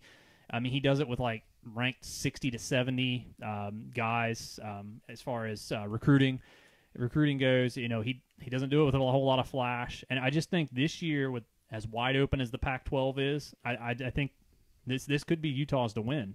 Maybe. I mean, how about Stanford and Bryce Love? I mean, I like KJ Costello at quarterback. It's Stanford. They've got like more national championships in all the sports than like anybody else. You always see those commercials and blah blah blah.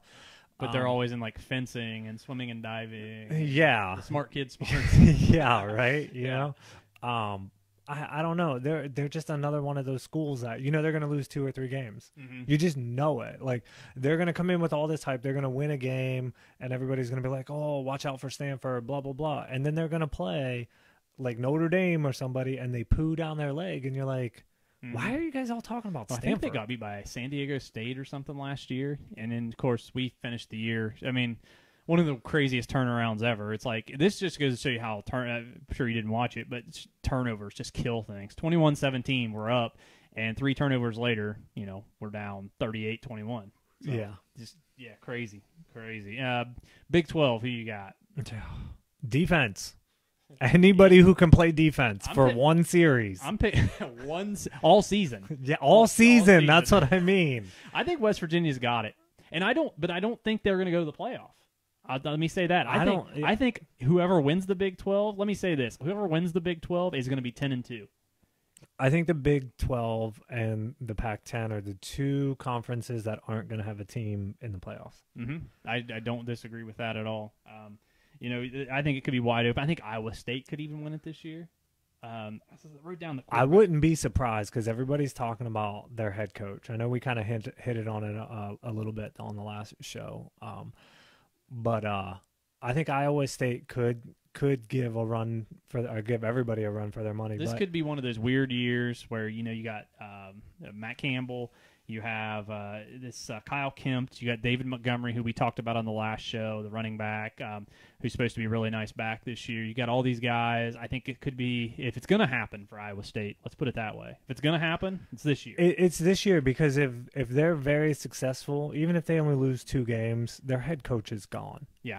Oh, he's going somewhere. I mean, when his name gets brought up on national media about could be the next Ohio State coach, he's on his way somewhere. Yeah, and Urban's not even out the door yet. I know, right? It's like middle of the road, 50-50. Could be, could not be. And this gentleman is having to answer questions about whether or not he is going to take the Ohio State job. Yeah. Like, that's insane. Yep. So he did good at Toledo. He's doing nice at Iowa State. So we'll see. We'll see what the progression is there.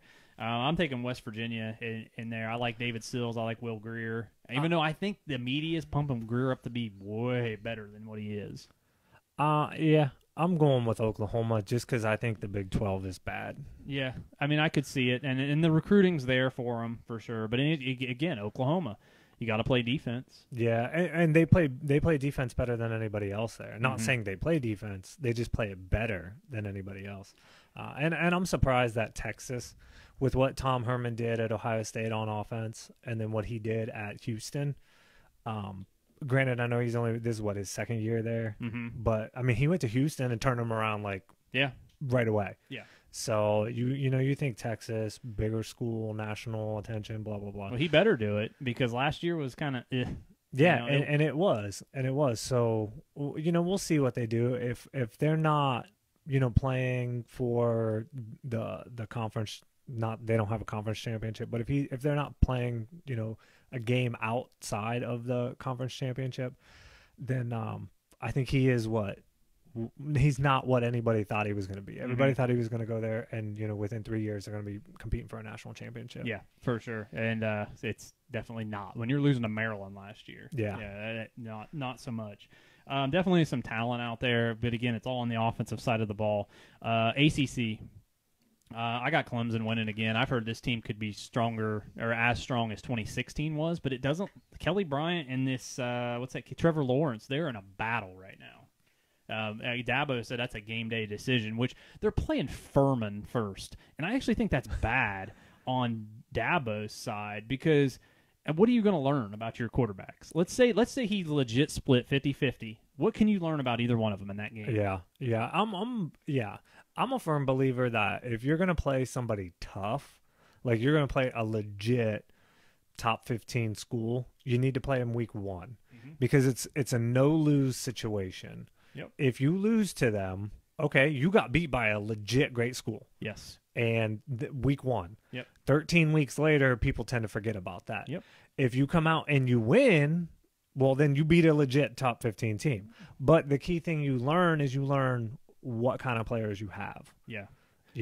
Can they rise to the occasion? You don't get any real legit prep time before that. You get some training camp and everything like that. But there's no preseason, nothing like that. There's no Sister Mary's Southern School to walk all over. Right. So, I mean, Clemson's essentially doing a preseason game against Furman.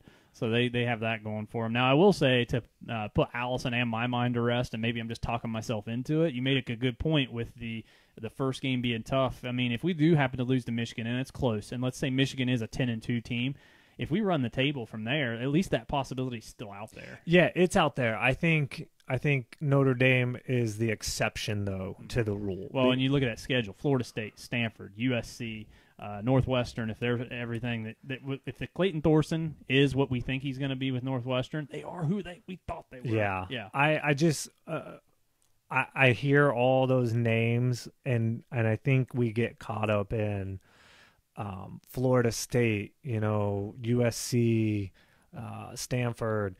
I think their name carries more weight than their actual team does. The brand right name, now. Brand names.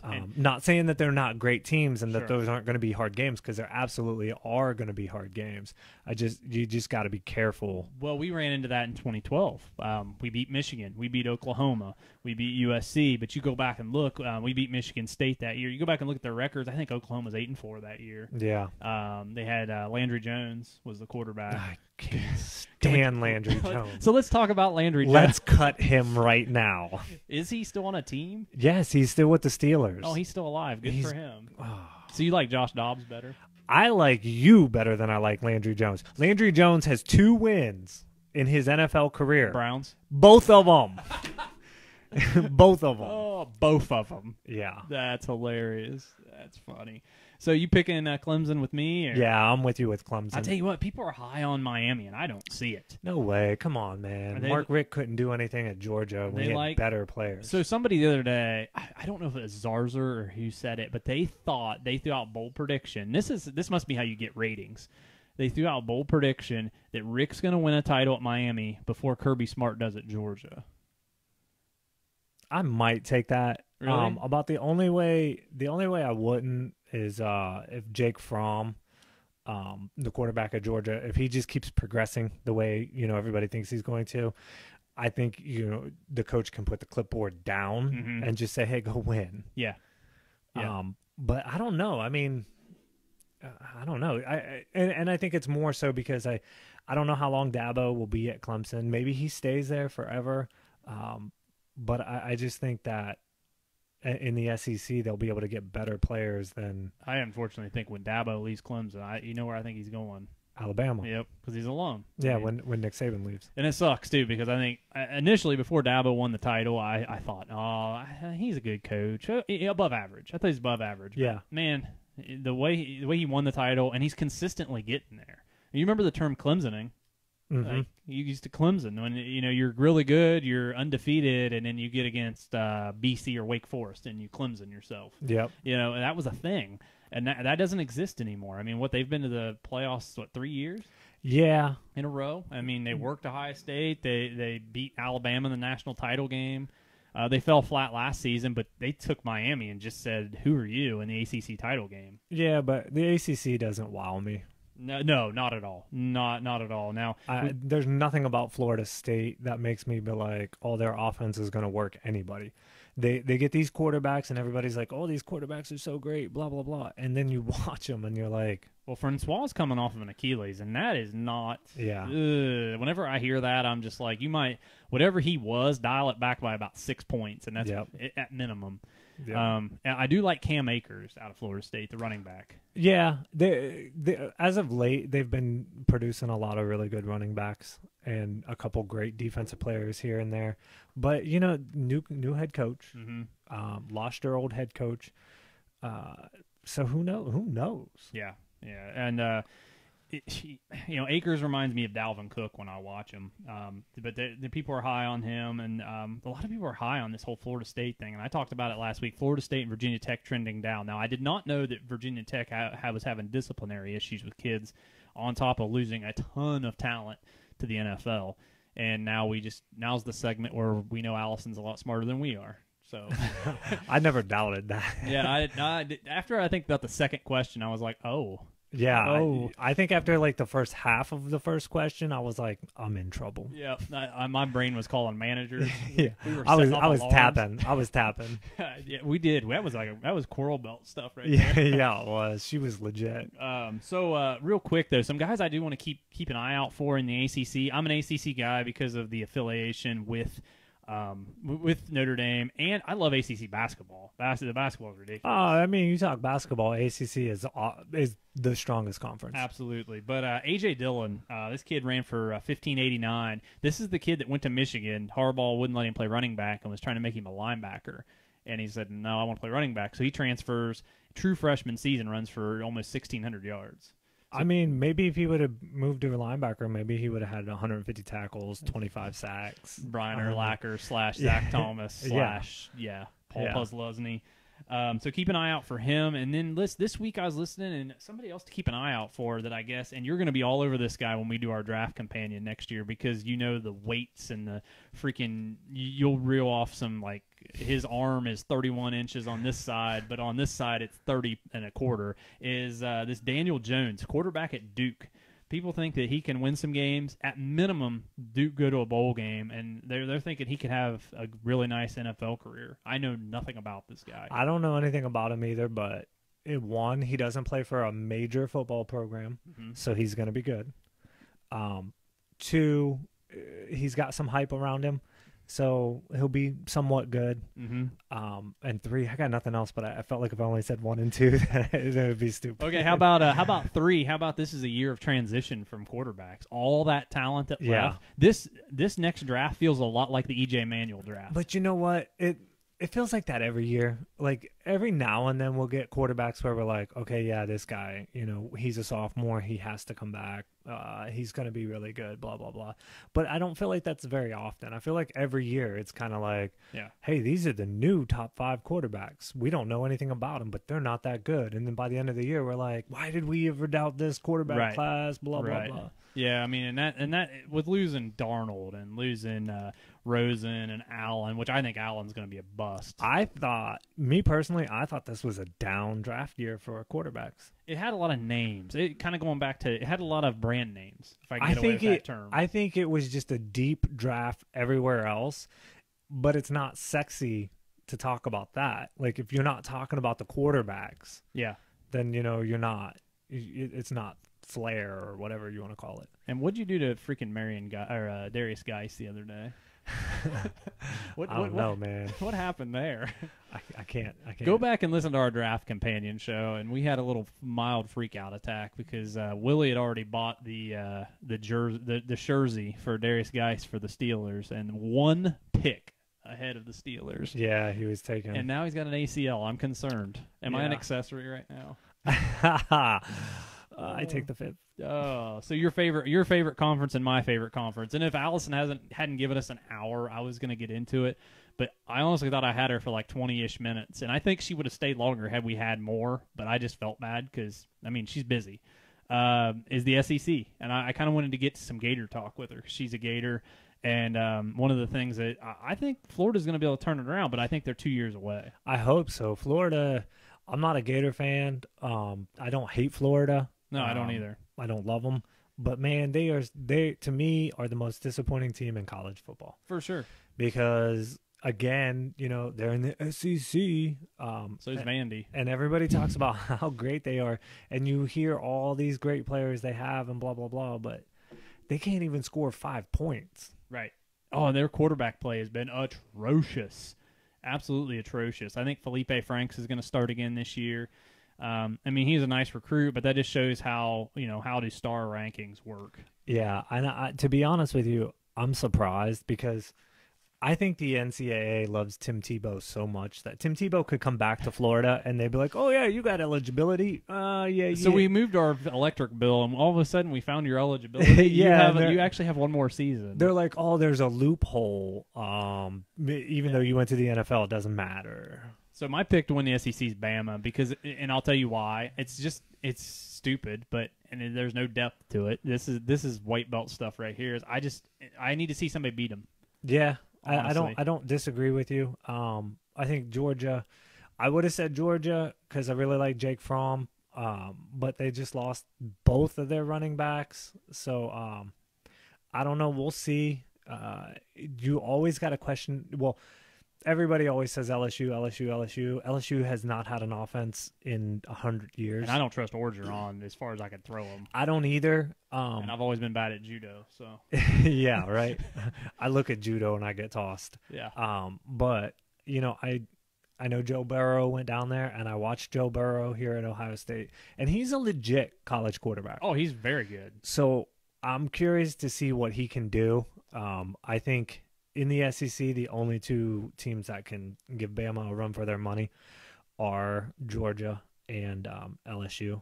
Mm-hmm. But I don't think it matters. I think Bama could lose 3 games, and they're still playing for a national championship. They could lose all the games, and they'd be like, "Oh, well, this loophole, that loophole." I hate to bang on our new affiliation, but North Catholic actually used to be like that. And it was kind of legit because they played such big schools. Nobody wanted to play them. Well, okay, that's one thing. Like if you're like a Division I AA in college football, and you're playing Alabama, Ohio State, Notre Dame, Michigan, Penn State, USC, Oklahoma. Like if that's your schedule, and you lose every single game, people are going to be like, "Man, they went 0-14. Oh, but look who they played." Yeah, exactly. And they only lost by 14 points every game. Man, they're a dominant school. Yeah. Go ahead, let's put them in. Yeah. Yeah, I know NC, they had a couple years, and I know, wish Aaron was on here to attest to this, but they went like 6-4, and I think they made the playoffs at 5-5 one year. But they were playing like a school in West Virginia. They played a team up in Canada. Mm-hmm. They played a team, I want to say is like Illinois traveled in here. It was a nationally ranked team. Yeah. And, and then, of course, the local team, the 5 local teams, they worked every one of them. Yeah, and, you do something like that, it changes the game. Yeah. But if you're Alabama and you're playing Alabama State on week 14 before your conference championship game, the Hornets. Yeah, like come on. No, I think Alabama State's the Bulldogs. I don't know. Who knows? It's went off the rails. I'm taking Bama again. Who do you think's going to get the start there? I think Tua's got it. I don't think it matters. I don't either. They have so much talent, man. Not only that, they're just better than everybody in the SEC. I think the SEC is down. I know, Ricky, whatever. But Vanderbilt, SEC. Yeah. I'll tell you what, when Notre Dame beats Vanderbilt, I am going to just chant from the highest mountain. But it won't matter because some team in the SEC is playing in the national championship game again, so why don't we just leave them alone? Yeah, why don't we just leave them alone? Come on. Because they were that good. So I don't know why you guys care. Why do you even care so much? Yeah. We love you, Rick. All I got to say is one more thing before I leave. 2 hours later. Oh, we love you, Ricky. You're the man. Yeah. So March Madness show, you're still good, right? Yeah. And then the guy to keep a look out for is Missouri's Drew Lock. There's a lot of dudes that are just so stoked about this guy. And then to Will's point about Georgia, when you listen to ESPNU radio, they are getting like 7-star recruits apparently, because all I heard was people taking their pants off over the amount of recruiting or the level of recruiting that Georgia's at. Yeah. I mean, they got all the stars, all of them. Just all of them. Nobody else even got stars unless you went to Georgia. They didn't even They didn't even refer to them as stars. They referred to them as what they really are. They were sons. I love it. They got all the sons. All right, so I'm gonna go out on a limb here. I'm gonna be bold prediction. We're gonna go to the Big Ten, and I know who you're picking, and I like your pick. I do. I like your pick, but I'm going to tell you why on mine. As I'm taking Wisconsin to win the Big Ten. You got to look at their schedule. I'm just saying, look into cake. It's cake. And I was on my way here, Okay. and they were talking about the hardest and the easiest schedules, and in every conference. Yeah. And in the Big Ten, Wisconsin's got the easiest schedule because they're playing like 4 non-conference schedules. What they were talking about. Sorry, not full schedule. Now I will give them credit. They're going to Michigan. They're going to Penn State. Those will not be easy because I'm sure they'll be at night. Penn State's a different animal at night. And then they're going to Northwestern. And I'm telling you guys, Clayton Thorson, like as I try to knock everything over, as I punch the keyboard here, this kid is ridiculous. I've seen him on some draft boards as the number 1 overall pick. This kid is good. Now, again, we talked last week about Oregon being a dark horse and things like that and teams trending up or down. And I don't like teams that are contingent on one guy. Because if Thorson goes down, that's the end of Northwestern. Same with Oregon. Speaking to let you know what we were talking about, we talked about Justin Herbert. He's a Heisman contender, but I think that will save Oregon. But if he goes down, that's a wrap for Oregon. Well, you see what happened last year. They were rolling along. He got hurt, and then they sucked. Yeah, so I think Wisconsin. I think they're going to improve over last season. What's that quarterback's name? It's not Joel Stave. We got the yips. Yeah, it's the left-handed quarterback. I can't remember his name. He looks like me when I throw left-handed. Does every Wisconsin quarterback just look the same, though? Pretty much. I'm going to look that up here. But, so, the Big Ten, I think, will be competitive. We're going to get to some Heisman picks in just a moment here, but I will make a point real quick. I don't think Penn State wins the Big Ten. A lot of people say they're contenders, but I will say this. If they win the Big Ten or in contention, Trace McSorley is a Heisman contender. Do you agree with that? Yeah. I think he has to be in order for Penn State to contend for the Big Ten. Yeah, so here's how I look at the Big Ten. My heart in my homer side wants to just be like, yeah, Ohio State's going to win the Big Ten. But if you look at it, they haven't really won the Big Ten that much with Urban Meyer. If we're really digging deep, Wisconsin is going to be the same Wisconsin they are every year. They'll lose one game at most. They'll play for the Big Ten title. Whether they win it or not is a different story. Michigan State is going to be they're going to be 9-4, something like that. I think they'll lose a couple games they probably shouldn't, that they should win. Michigan, I'm not sold on Jim Harbaugh. He is an 8-3. Because they won't even play 2 games. He's somewhere in there. He can't get an offense to go. And that's every one game. spot I disagree with Allison. I do think we still beat Michigan. The defense does scare me, but when I hear things like their Georgia level from last year defense, I don't buy it. I don't either, because everybody was saying that last year at the Ohio State-Michigan game. They're like, oh, this Michigan defense is the number 1 ranked defense. It's so great, blah, blah, blah. And then Ohio State went out there and put it on them. And then you see the teams that they beat with that defense when everybody thought they were that good at Purdue. Yeah. It was Air Force. Yeah. It wasn't a whole lot of great teams. No, it was Indiana. And then you seen what happened at Penn State, which I've watched that game a couple times. It's kind of fun to watch, to be honest with you. Yeah. But, talking about Penn State, I don't know who Penn State is this year. You look at what they were last year, and they had stars. I mean, you had Saquon Barkley, the number 2 pick in the NFL draft, who looked like an NFL player playing in college football. And then you had Trace McSorley, who's a 3-time starter, who's a gamer. He's just going to go out there and play. And in college, you can get away with that. Right. And then they had Glasicki, the tight end, who is literally the size of Gronk. Yeah. But faster. 7'92" or something. Yeah, something like that. Something like that. But he's faster. And then they had a wide receiver, I can't remember his name, Williams or something like that, who he went in like the 3rd round this past year in the draft. And he's another guy who's like 6'4", 4.5 speed, great hands. And they were just throwing. If you watch these games, like they'd get down by like 30 with 4 minutes to go, and then they would snap the ball, and McSorley would step up in the pocket and just throw a Hail Mary, and they'd catch it and win the game. Yep. Yeah, just kind of throwing it up there, hoping for the best. 50-50 balls. Yeah, but they're not. So they're not going to be as good this year because he's going to really have to lead them, and other guys are going to have to step up. So I almost say, and then you got Nebraska. Everybody's going to be, Scott Frost, look what he did, And I think they're just like, who did we talk about earlier? I just think they're like Florida in my opinion. I think they will be good, but I think they're about 2 years. Yeah. I don't away. disagree with that. So when I'm looking at all this, it's almost by default. I say Ohio State just because I know who they have and what they have and who their coaches are and everything like that. You want to talk about defense? I mean, they've always got a great defense. Yeah, so always a good defense for sure. And, talking about Shea Patterson, I was reading actually Phil Steele, his publication, the College Football Preview. He has Shea Patterson as number 2 best quarterback in the Big Ten. Okay, I'm like, I mean, as long as he's behind Dwayne Haskins, I don't care. I didn't. He can be 2, 3, 4, 5, and 6. But if you ain't first, you're last. Yeah, that's right. Yeah, I don't know. I haven't done enough research on Shea Patterson.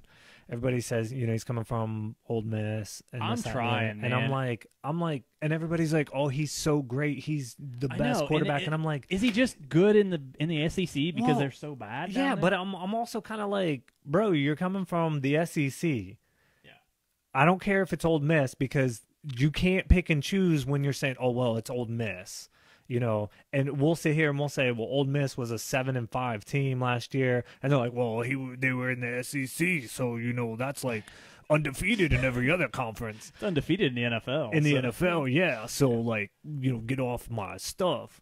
But anyways, plus they were just coming off some violations. Yeah. Plus they had had dudes token up in a car, with a gas mask on. Your coach is calling freaking strippers and yeah, right. And it's like, okay, so you're the best quarterback in college football, and you're coming from the SEC. What did Ole Miss do while he was there? Yeah, exactly. Yeah, nothing. Right. So you can't sit here and say, this guy is legit the best quarterback in college football, blah, blah, blah, and he's coming from the SEC. He's going to come and dominate in the Big Ten. He didn't do – I don't know. I don't know. I'm lost. I forget who I am. Yeah. Yeah. I'm on one of my. I don't disagree with you, man. I don't disagree with you one bit because, I mean, he did some nice things, but is it like being the valedictorian of summer school? Somebody's got to be good. Yeah, right? You're the best of bad quarterbacks in the SEC. Yeah. You're the best JUCO quarterback. Oh, man. East Mississippi Community College. Let's go. So Heisman winners. Who you got as your Heisman winner this year? I don't know. It's going to be somebody from the SEC. You know who I'm picking because it's such a transition year, and I'll tell you who I'm comparing him to. I'm taking Khalil Tate. I've given this a lot of thought out in Arizona. He's got Kevin Sumlin out there with him. He's going to throw up some huge numbers. Arizona's going to go like... Nah, it won't matter because Arizona isn't going to compete. That's the one good point you have, though. Here's what I'm comparing it to, though. Think Robert Griffin III. Okay, but Baylor was good. They were like 9-3. That year, yeah, but they were in the Big 12, and when the Big 12 was supposedly good. Big 12, it doesn't have the same ring. It doesn't do the same thing.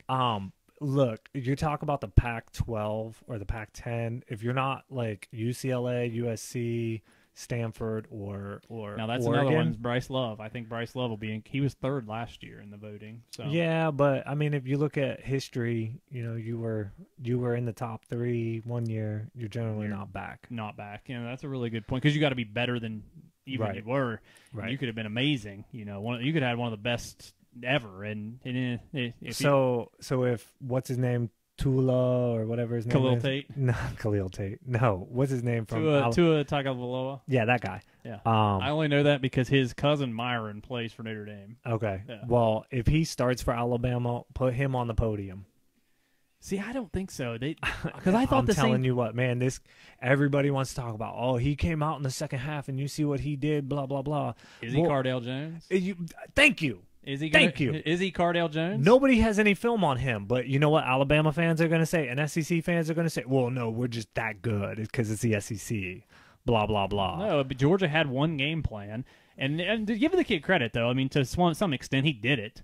You know? I mean, he did. But I will say that when they put pressure on that kid, he threw the pick. He got sacked.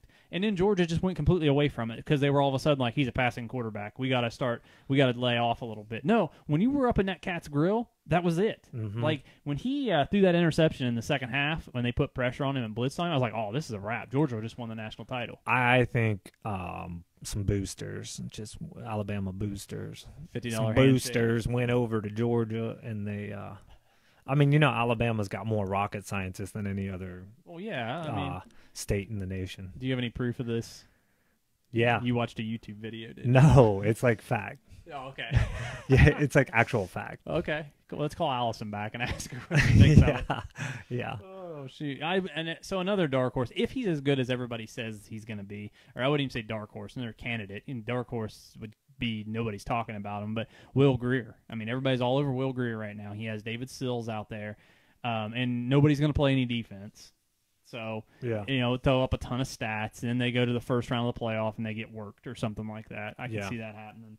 And then my guy, Ryan Finley out of NC State. The only thing with Ryan Finley, I think he's going to be a good pro quarterback, but I don't know how good NC State's going to be this year because they lost a ton of talent. They pretty much lost their whole defensive line. We talked about last week the 2 running backs they lost.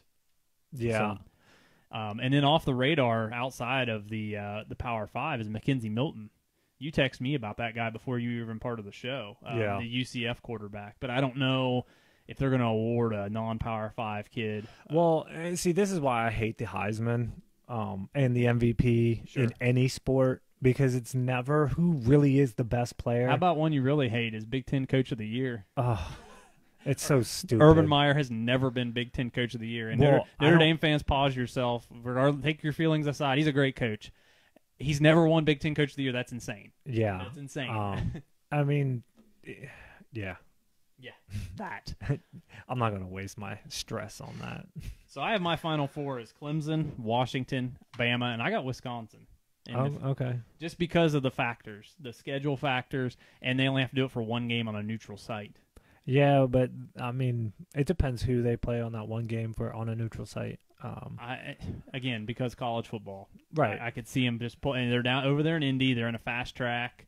They can slow the game down or speed it up as much as they want.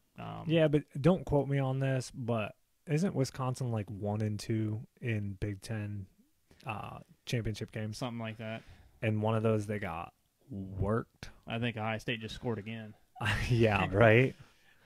So I don't know. I mean, I think this is where you don't play a tough schedule and it affects you later on. Yeah. Because, you're undefeated or you only lost one game, but you haven't had to rise to the occasion. And so when you have this one game you got to play with all the marbles, it's just not there. That's even evident, speaking more regular season, but the last 2 times we played Michigan State, it's supposed to be these big games, all this and that. And Michigan State, you usually start with like a Furman and a Western Michigan, and then we start with what we start with.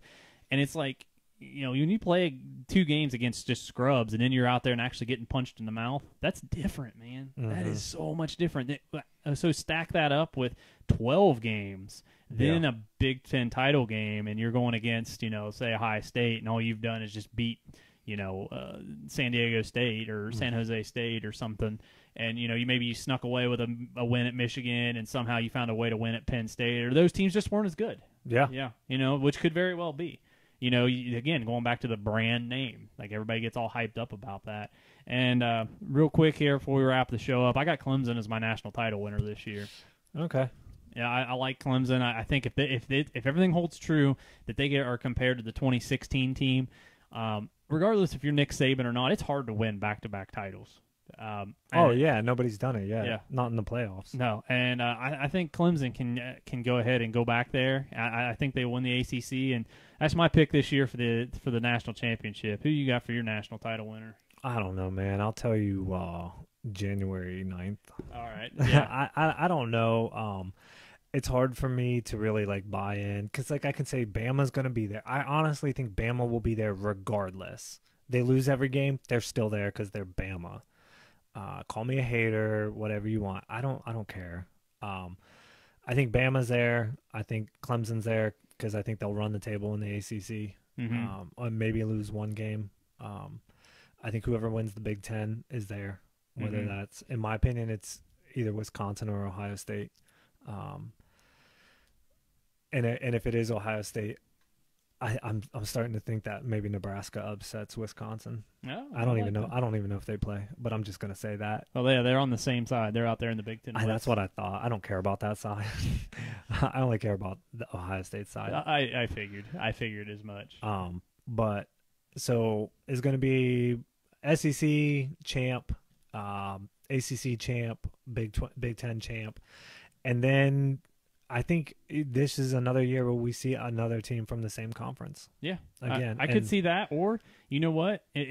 This is Notre Dame's chance this year. This would be one of their chances with 2 Power Fives out. Yeah, definitely. If the Pac-12's out and if the Big 12's out, and this defense is as good as we think it is, and this might even lend itself to a one-loss Notre Dame, because a lot of Notre Dame fans think in the playoff era we have to go undefeated, which I kind of agree in some ways. So here's my question. Okay. Here's my question. Do we burn the NCAA down if Notre Dame loses one game and they lose, like, let's say they lose to Michigan by 1 point on like a 53-yard field goal walk-off winner? I won't be here for the answer.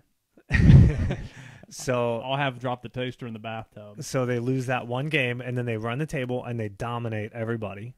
Okay, so Big Ten, whatever team wins, goes undefeated.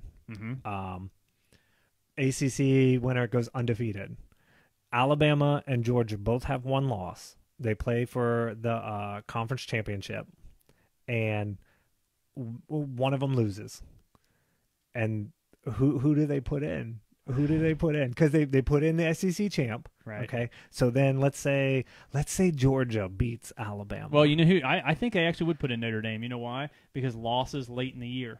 Yeah, but they're going to be like, well, they lost to Georgia, who's in the national or who's in the playoff. Now that's a good point. If it's Bama that loses, that's what. Yeah. Okay. They're putting Bama in. Or what if Bama is a one-loss team and Georgia's undefeated and Bama beats Georgia in the conference championship game, so Bama gets in automatically. Right. Do they take a one-loss SEC runner-up over Notre Dame? I don't think in that scenario. I think Notre Dame gets in that scenario. But let's not think of it logically and with common sense. Let's think of it as like, I don't know, what do we always call them? ESCN. Yeah. Well, we'll call them the 4-letter network. Yeah, the 4-letter network. I just think, I think they set a trend that, like, I don't know, or the SEC is going to almost always be the favorite to have 2 teams in the playoffs. I think in that scenario, though, and I don't care what they say in those meetings or after the meetings, but in those meetings they're talking about ratings. Georgia is not going to bring the national attention in. That's the one advantage we do have. Now, Bama, yes. But I think in your scenario right there, I think that if Georgia loses in the conference title game, that's so late in the year, losses late count, and if our loss is 1 point. But do they? Because Alabama proved that last year. But it's Alabama. I'm not. I don't disagree with you. I'm talking about I don't Georgia. Disagree with you, but we're talking about 2015 Ohio State. No, you're right. I don't know, man. I really don't. I think in that, personally, in my heart of hearts, in that scenario, if we're talking Notre Dame, Georgia loses the SEC title game. Notre Dame's loss is the first game of the season. I also think it depends on how Michigan is. Yeah. If Michigan's 6-6, then we're out. Oh, okay. Yeah. I think that could be a caveat. If Michigan's 10-2, oh yeah. Or they're playing for the Big Ten title and they lose, yeah. I could see that. I could see that being a factor. So what if? What if? So there I was. Yeah. What if Ohio State is undefeated? Michigan's undefeated. They beat Notre Dame by 1 point on a 53-yard field goal walk-off. On the 73-yard field goal. Yeah. Notre Dame has one loss. Yeah. Alabama's undefeated. Georgia's undefeated. They're playing for the conference championship. I need scratch paper. All right. So Ohio State beats Michigan, and then Ohio State wallops whoever they play in the conference championship. Boom, they're in to the thing, to the college football playoff. So you have a one-loss Michigan team who beat Notre Dame, who beat Notre Dame, whose one loss was to Michigan, and then you have Georgia loses to Alabama. Alabama's in. Georgia's a one-loss team to Alabama.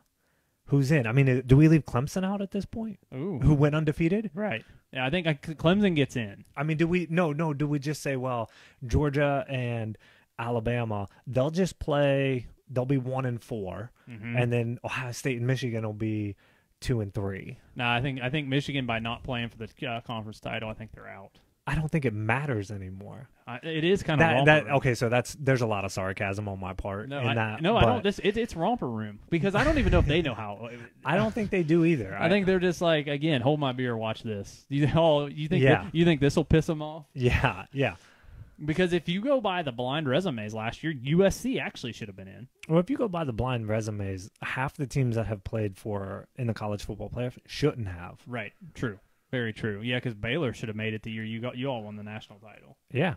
Essentially. So, man, my brain hurts. I know, right? You just tried to. What you did right there is you just tried to do the flying armbar that the black belt just did because you've seen Allison and you're like, oh, yeah, you're really good at your job. Well, watch this. Yeah, this is gonna be real good. Yeah.